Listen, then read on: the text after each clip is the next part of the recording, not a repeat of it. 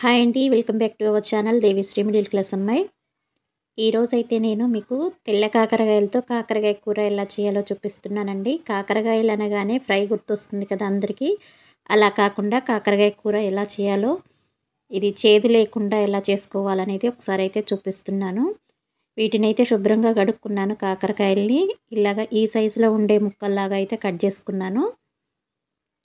Stove మీద అయితే ఒక కడాయి పెట్టుకొని కొంచెం ఎక్కువ ఆయిల్ వేసుకోవాలండి. మామూలు రెగ్యులర్ కర్రీస్ కంటే కొంచెం ఎక్కువ ఆయిల్ పడుతుంది. ఈ ఆయిల్ వేడెక్కిన తర్వాత పోపు దినుసులన్నీ వేసుకున్నాను. ఇలా పోపు దినుసులు ఫ్రై అవ్వగానే దీనిలో కరివేపాకు వేసుకోవాలి. ఈ కర్రీ ఇలా చేస్తే ఒక 3-4 డేస్ అయినా బయట ఉన్నా కానీ ఏం ఖరాబ్ కాదండి, పాడైపోకుండా ఉంటుంది. ఇక్కడ కరివేపాకు అయితే వేసాను. ఈ కరివేపాకు ఫ్రై అయిన తర్వాత మనం కాకరకాయ ముక్కల్ని దీనిలో వేసేసుకోవాలి. చూస్తున్నారు కదా, పెద్ద పెద్ద చక్రాల్లాగానే కట్ చేశానండి ముక్కలు. ఈ ముక్కలు ఫ్రై అవ్వటం కాకుండా మంచి చక్కగా ఉడికిపోవాలండి. ఫ్రై లాగా కాదు, ఇది కూర కదా చేస్తుంది. కాబట్టి ఈ కాకరకాయ ముక్కల్ని మూత పెట్టుకుని ఉడికించుకోవాలి. ఇలా ఉడికించే టైంలోనే ఒక 1/2 స్పూన్ పసుపు అయితే వేసానండి. వేసి ఇలా చక్కగా కలిపేసుకొని మూత పెట్టుకొని చక్కగా మగ్గించుకోవాలి. ఇవి ఫ్రై అవుతూనే అలాగే ఎట్ ద సేమ్ టైం ఉడికిపోవాలండి ముక్కలు. చక్కగా కలిపేసుకున్న తర్వాత మూత పెట్టుకొని మగ్గించుకోవాలి. మధ్య మధ్యలో మూత తీస్తూ కలుపుతూ మగ్గించుకోవాలండి. ఎందుకంటే అడుగున మాడిపోతుంటాయి కదా, అందుకే మధ్య మధ్యలో కలిపేసుకుంటూ ఉండాలి. చూస్తున్నారు కదా, కాస్త మగ్గటం అయితే స్టార్ట్ అయ్యాయి ముక్కలు.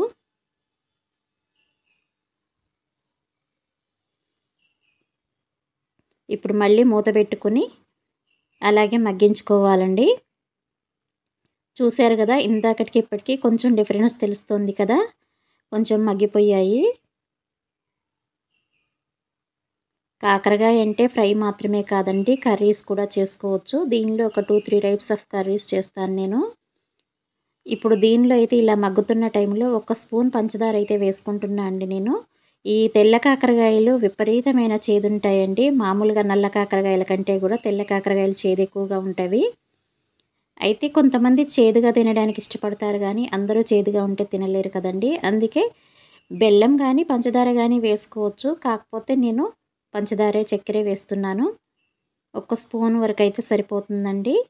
వేసుకుని కలిపేసుకుని మళ్ళీ చక్కగా మూత పెట్టుకున్నామంటే ఇలాగ మగ్గుతుంటవి. ముక్కలన్నీ చక్కగా మగ్గిపోవాలి, కొంచెం కలర్ వస్తూ మగ్గిపోవాలి, అలాగే ఉడకాలి కూడా, ముక్క కూడా ఉడికిపోవాలి.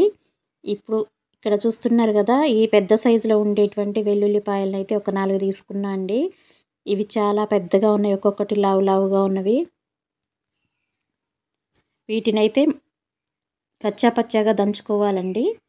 దంచుకొని దీనిలో కాకరకాయ కూరలో వేసుకోవాలి. చూస్తున్నారు కదా, ఇక్కడ ఆల్మోస్ట్ చాలా వరకు అయితే ముక్కలు మగ్గిపోయాయి కదా. ఈ టైంలో అయితే ఈ మనం దంచి పెట్టుకున్నటువంటి వెల్లుల్లిపాయలు ఉన్నాయి కదా, వీటిని దీనిలో వేసుకోవాలి. ఈ వెల్లుల్లిపాయలు వేసుకొని కలుపుతుంటే ఆ ఫ్లేవరు ఎంత చక్కగా మనకు తెలుస్తుందంటే ఎంత బాగుంటుందో అండి. ఆ స్మెల్ అనేది చాలా బాగుంటుంది. ఇలా వెల్లుల్లిపాయలు మగ్గిపోతున్నప్పుడు కాస్త ఉప్పు వేసుకోవాలి దీనిలో. అంటే మన కర్రీకి సరిపడా ఉప్పు ఇప్పుడే వేసేసుకోవాలండి. ఈ ఉప్పు వేసుకొని చక్కగా కలిపేసుకొని మళ్ళీ మూత పెట్టుకున్నామనుకోండి, ఇంకా మిగిలిపోయిన పచ్చిదనం కూడా లేకుండా ముక్కలు చక్కగా మగ్గిపోతాయి.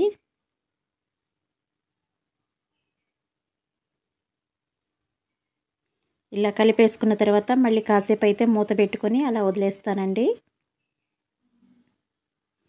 ఒక 2-3 మినిట్స్ తర్వాత మూత తీసి చూద్దాం. ఇప్పుడు చూసారు కదా, ముక్కలన్నీ చక్కగా మగ్గిపోయాయి. ఇంకా చూసారా, ఇక్కడ ముక్కలు మంచిగా ఉడికిపోయాయండి. ఇలా గరిటెతోని ఇలా అనగానే మంచిగా ముక్కలు తునిగిపోతున్నాయి కదా.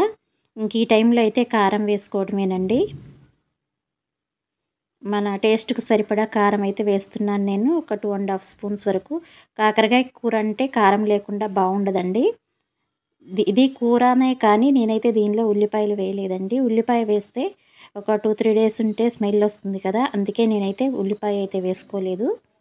ఉల్లిపాయ అప్పటికప్పుడు అయిపోవాలి కూర అనుకునే వాళ్ళైతే ఉల్లిపాయ కూడా వేసుకోవచ్చు, చాలా టేస్టీగా ఉంటుంది. ఇంకా చూసారు కదా, చక్కగా కలిపేసుకున్నాను. కాకరకాయ కర్రీ అయితే రెడీ అయిపోయిందండి. ఇది ఒక్క నిమిషం ఉంచేసి ఇంకా స్టవ్ ఆపేసుకోవడమే. కర్రీ అయితే రెడీ అయిపోయిందండి.